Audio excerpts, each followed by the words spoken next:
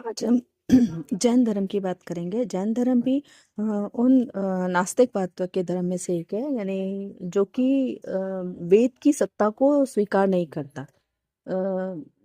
जैन शब्द का अर्थ है, जैन शब्द की व्युत्पत्ति जिन से हुई है, जिसका अर्थ है विजेता, अर्थात जिस व्यक्ति ने अपनी इच्छाओं और मन पर विजय प्राप्त कर ली है। अच्छा, जैन धर्म को अद्वैत दर्शन, अहर्थ दर्शन भी कहते हैं, है ना। अब जो दर्शन है वो है कि धर्म अनंत है, शाश्वत है और कभी मिट नहीं सकता।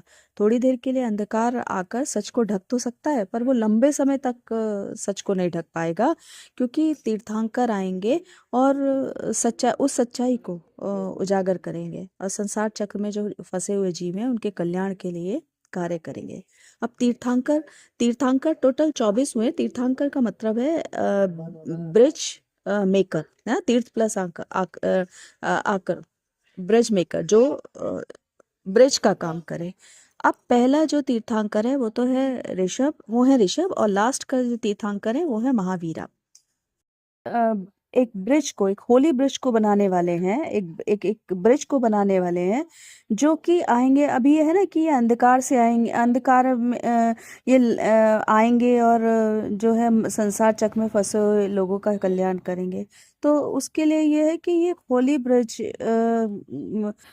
है, जो कि जो सारे पापों को मिटा देगा, क्योंकि एक ओशन तैयार करे, क्योंकि ये एक, यानी दुख, जन्म, दुख और मरण के का जो ओशन है, जैसे यानी ये संसार है, इस ओशन को में को पर ये ब्रिज बना देंगे, मतलब हमारी नैया पार हो जाएगी जब हम इन तीर्थंकरों के द्वारा। इसीलिए जो तीर्थंकर हैं इनको सुप्रीम माना गया है। जैन धर्म गॉड के अस्तित्व को स्वीकार नहीं करता, ना ही बौद्ध धर्म करता है। लेकिन ये कहते हैं कि जो भी गॉड है, जो भी भगवान है, वो हमारे अंदर है। जो भी ईश्वर शक्ति है, जो भी दिव्य शक्ति है, वो हमारे अंदर है। भगवान होते तो जो ये पाप कर्म करने वाले लोग हैं इनको सजा नहीं मिलती। ये जो मंदिर में पूजा करते हैं, जल चढ़ाते हैं, पाप कर्म किए हुए लोग, तो भगवान तो उनसे भी प्रसन्न है। तो भगवान है ही कहाँ। तो वो कहते हैं कि आपके कर्म, शुभ कर्म करोगे तो उसका फल मिलेगा, गलत काम करोगे तो उसका फल मिलेगा। आपके कर्म महत्वपूर्ण है।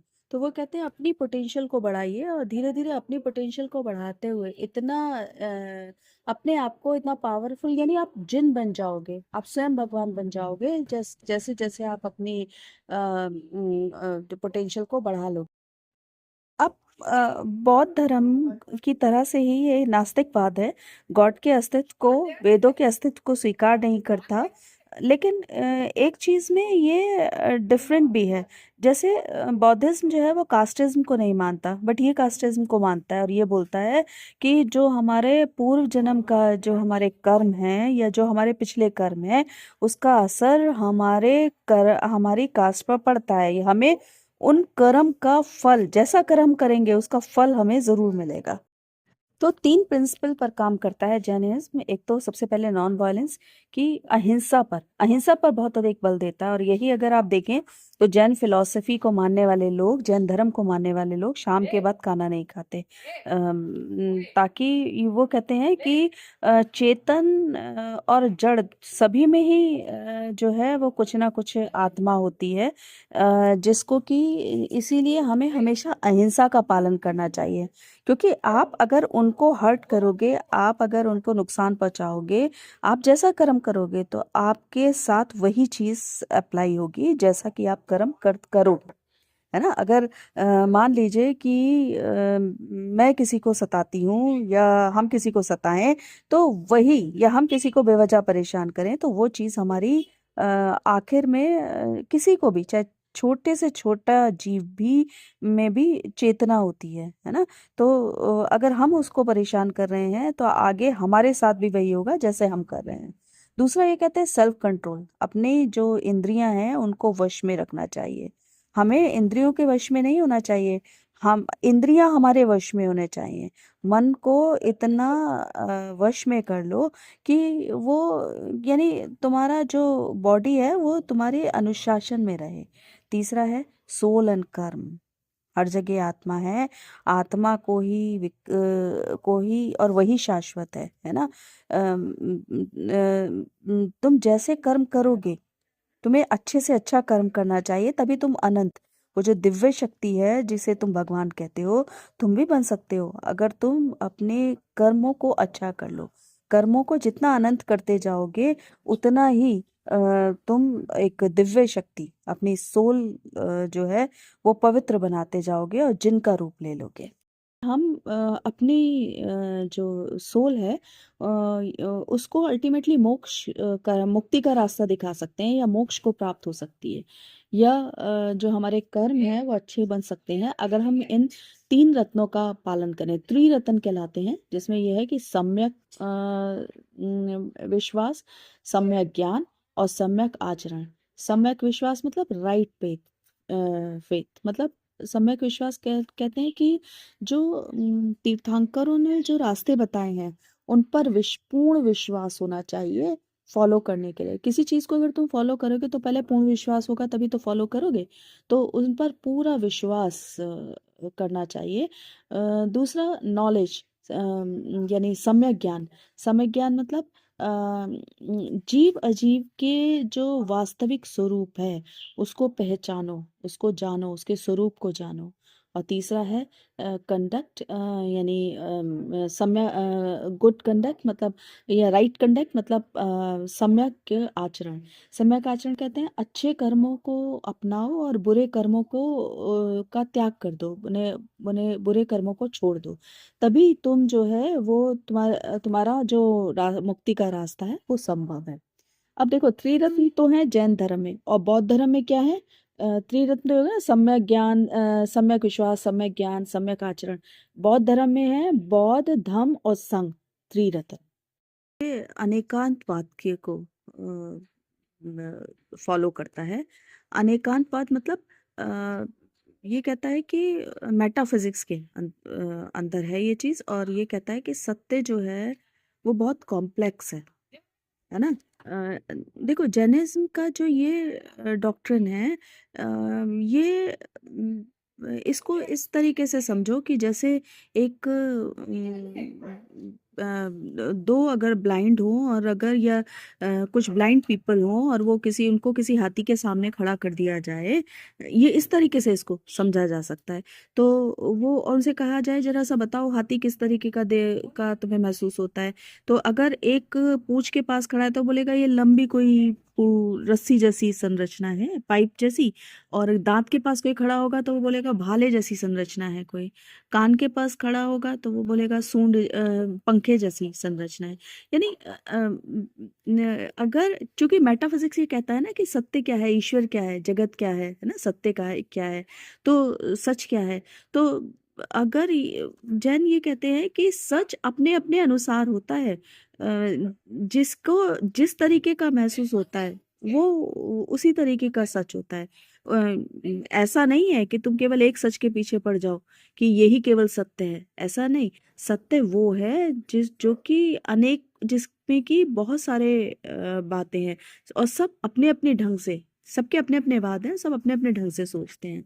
जिसको जिस तरीके का समझ आता है वो उस तरीके का इसको अगर हम बोलें तो प्लूरलिस्टिक भी बोलते हैं। और जो डॉक्ट्रिन कहलाती है, डॉक्ट्रिन ऑफ मैनीनेस ऑफ रियलिटी, है ना, कि बहुत सारे जो रियलिटी है, जो सच है, उसके बहुत सारे वाद हैं। ऐसा नहीं है कि आप एक ही को कह दो कि बस कि यही अल्टीमेट सच है। इस पर एक क्वेश्चन कई बार बहुत सारे कॉम्पिटिटिव एग्जाम्स में आया हुआ है कि जो अनेकांतवाद का सिद्धांत है वो किसने दिया है। तो अनेकावाद का सिद्धांत जैन दर्शन में है, याद रखिएगा। बाकी जो है वो जनरली एकांतवाद पर ही है कि एक ही सच है ना। लेकिन ये जो है वो अनेकांतवाद पर है। तो द्रव्य है, मतलब जो भी चीज है वो दो तरीके की है, एक तो मूर्त या अमूर्त, है ना। इस संसार में जो भी चीजें हैं वो दो तरीके की हैं, एक तो मूर्त है या अमूर्त है ना। आस्तिकाय है या अनास्तिकाय है। अब जो अनास्तिका है या अमूर्त है उसको कहते हैं टाइम। हालांकि बाद में अब इस थ्योरी को भी, यानी जो कि कोई स्पेस नहीं लेता, हालांकि अब जो थ्योरी है वो ये होने लगी है कि टाइम भी अपना स्पेस लेता है, तभी तो वो टाइम मशीन और ये सब चीज़ें का अस्तित्व मानने लगे हैं। लेकिन बहरहाल जैन दर्शन जो है वो अमूर्त के रूप में टाइम को मानता है। फिर आस्तिकाएं जो है मूर्त रूप, उसमें दो हैं, जीव और अजीव। अजीब में 5 हैं, धर्म, अधर्म, आकाश, पुंदल और बाल। और जीव में कि जो जीव है उसी को जो है वो आत्मा कहते हैं। अब ये भी दो तरीके की है, संसारी और मुक्त। संसारी में दो तरीके का है, स्यावर और जंगम। और शाम में अक्सर आ जाते हैं ये जो 5 नॉन लिविंग है ना, अजीब चीज़ें हैं। तो इनके बारे में धर्म, अधर्म, आकाश, पुंडरल और बाल, ये किससे रिलेटेड है। दूसरा, जीव का कंसेप्ट आप समझिए कि ये चेतन और अचेतन दोनों को ही जीव में मानता है। मतलब फल, फूल, लकड़ी, लोहा, ये सब जितने इंसान, ये सब जो है इनमें ये सब जो है इनमें कोई ना कुछ आत्मा के रूप में विद्यमान है, इनके अंदर आत्मा का पार्ट है। तो इसीलिए जो है ये अहिंसा पे बहुत ज़्यादा बल देता है। तो अभी तक तो हम मेटाफिजिक्स की बात कर रहे थे, उसके अनुसार द्रव्य के बारे में बात कर रहे थे ना। द्रव्य मतलब ईश्वर का क्या अस्तित्व है ना। और अगर ईश्वर, चूंकि नास्तिकवाद है, तो ये जो आत्मा को मान रहे हैं तो उसको बता रहे थे किस तरीके से है, एग्जिस्ट कर रही है। अब एपिस्टोमोलॉजी मतलब नॉलेज की बात करेंगे। अब नॉलेज को ये मानते हैं कि दो तरीके की है, एक तो मीडिएट है और एक इमीडिएट है, एक परोक्ष और परोक्ष। मीडिएट वो कहलाती है जो हम सेंसेस ऑर्गन से लेते हैं, और अगर सेंसेस ऑर्गन से हम नहीं ले रहे हैं, है ना, अपनी ज्ञानेंद्रियों से नहीं ले रहे हैं, तो वो हमारी इमीडिएट या अपरोक्ष कहलाती है। परोक्ष के अंदर मति और श्रुति आता है। मति मतलब मन और बुद्धि से लगाकर जो हम का प्रयोग करके जो हम काम करते हैं, जो भी नॉलेज लेते हैं, वो मति के अंतर्गत आती है। और श्रुति मतलब कानों के द्वारा जो हम सुनते हैं, है ना। तो वो हमारा जो है वो जैसे जैसे प्रवचन के द्वारा जो हम शुद्ध ज्ञान प्राप्त करते हैं, तो वो हमारा श्रुति श्रुति के अंतर्गत आता है। अब क्या है कि इमीडिएट नॉलेज भी होती है ना। इमीडिएट मतलब जो अपरोक्ष रूप से होती है, जिसमें कि हम कोई परोक्ष वाला फॉर्मूला नहीं लेते, और यानी इसमें जो है वो हम ज्ञानेंद्रियों का प्रयोग नहीं करते, है ना। तो उसमें है पहले अवधि। अवधि जो होती है वो टाइम पीरियड की, इसमें लिमिटेशन होता है, टाइम पीरियड थोड़े टाइम पीरियड की होती है, और इसमें कर्म की बाउंडेशन नहीं होती। और चूंकि कर्म की बाउंडेशन नहीं होती तो इसलिए थोड़ा एरर भी इसकी पॉसिबिलिटी भी रहती है। दूसरी, मनन पर्याय। मनन पर्याय कहते हैं एक तरीके से मन की बात को जान लेना, जैसे टेलीपैथी होती है। हम सामने वाले की जो उसके दिमाग में क्या, कभी कभी ऐसा होता है ना कि सामने वाले के दिमाग में क्या चल रहा है कुछ लोग जान लेते हैं, वो कहलाता है टेलीपैथी या मनन पर्याय। बट ये तभी पॉसिबल है जब हम अपने अंदर के बहुत सारे जो दुर्गुण हैं उनको ख़त्म कर दें, जैसे ज्वेलेसी है। नहीं तो सामने वाले के दिमाग में क्या देखेंगे जब हमारे दिमाग में चल रहा है ना। तो मनन पर्याय ऐसा है जिसमें कि हम दूसरे के दिमाग को पढ़ लेते हैं। और तीसरा है केवल्य। ये जो 4 तरीके के थे ज्ञान लेने के तरीके, इसमें क्या था कि ये अधूरा था, एक तरीके से अनकम्प्लीट ज्ञान है। अगर संपूर्ण ज्ञान की हम प्राप्ति की बात करें तो वो है लास्ट केवल्य, जो परोक्ष रूप से मिलता है हमें, और इसमें इंद्रियों का प्रयोग नहीं होता। और यानी इसको जान लेने के बाद फिर और कुछ ज्ञान रहता नहीं है ना। तो क्या होता है कि इसमें आत्मा की ज्ञान शक्ति का पूर्णतम आविर्भाव होता है, यानी पूर्णता हमें पता चलता है कि कितना कि ज्ञान की कितनी शक्ति, ज्ञान में कितनी शक्ति है ना। तो ये ज्ञान को लेने के तरीके। अच्छा, अब इसमें एक इम्पॉर्टेंट चीज़ है कि जो ये मति और श्रुति हैं, ये ऑर्डिनरी नॉलेज है ना, इस बात का ध्यान रखिएगा। और जो अवधि है ये एक्स्ट्रा ऑर्डिनरी है, बट एरर्स की पॉसिबिलिटी है इसमें। लेकिन जो मनन पार्याय और केवला है, ये दोनों एक्स्ट्रा ऑर्डिनरी हैं और इनमें एरर की पॉसिबिलिटी नहीं है। पर्टिकुलर जो केवला है वो सबसे अच्छी मतलब एरर फ्री है और एक्स्ट्रा ऑर्डिनरी नॉलेज है। इसके बाद फिर कोई और नॉलेज जानने का मतलब नहीं रहता है। जैन धर्म में एक चीज़ और आती है, स्यादवाद, है ना। स्यादवाद तो कहते हैं कि यानी कथन जो है वो किस अपेक्षा से कहा गया है, इसको हम कहते हैं जैन थ्योरी ऑफ जजमेंट या फिर doctrine of relatively of knowledge and judgment, है ना।